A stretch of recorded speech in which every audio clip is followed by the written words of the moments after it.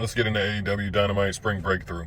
We start off with MJF riding high off his victory, talking all types of cash shit, not knowing, not listening to anybody regarding him having a match with Darby Allin tonight after Darby Allin won at the last pay-per-view. Match gets certified by Tony Khan. We'll get back to this later. Love the exchange here between Ospreay and Omega. First match on the card, we had Ciampa versus Desmond Xavier.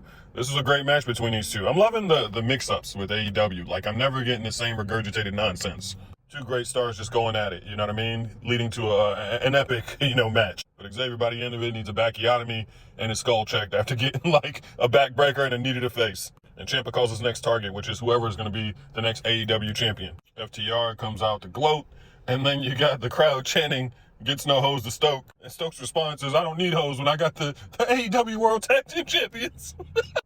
Claudio and Kevin Knight for the TNT Championship was next. These dudes cooked. Knight is definitely on the high right now, as I didn't expect him to get the victory. At first, when I went in this match, I'm like, oh man, they're going to take it away from him that quick, but nah. Dude won. That UFO splash is crazy. And then he called his mark too, trying to go after the AEW World Championship. Talking about Knight 2 belts sounds good. Jericho comes out, tries to address the universe.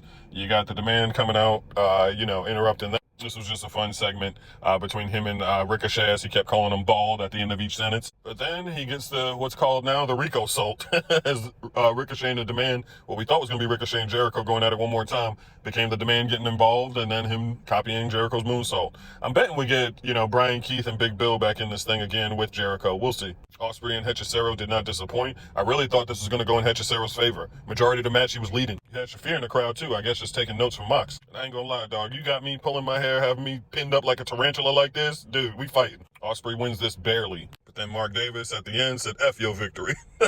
Taking out Will Ospreay. Camille and Nightingale, this is an okay match. I mean, I felt like it took up more time than it needed to for me, but it was alright. Willow retains. Then we get to the main event. Sting pops in, which I thought was cool right before Darby Allin started his match. I ain't gonna lie. I'm not mad at the outcome, at who's the champion. I feel like Darby Allin definitely deserves it. He's putting mad work in the game.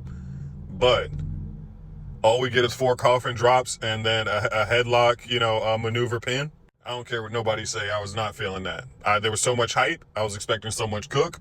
And I get it. Probably these boys are tired, man. They probably need a light night. But I just wasn't feeling the match itself. But congrats to Darby Allin. Nonetheless, like I said, he's put in the work. He's been around a while, done so many things for AEW. Every match is like a damn burner. I also don't understand why it's such a short, run for MJF. All of this, I'm the devil. He's holding it down. No one can beat him. He was on a hot streak, and just to get clipped that short, it was wild. Regardless of my grievances, still pretty solid as far as AEW entertainment tonight. So how y'all feel about it? Let's talk.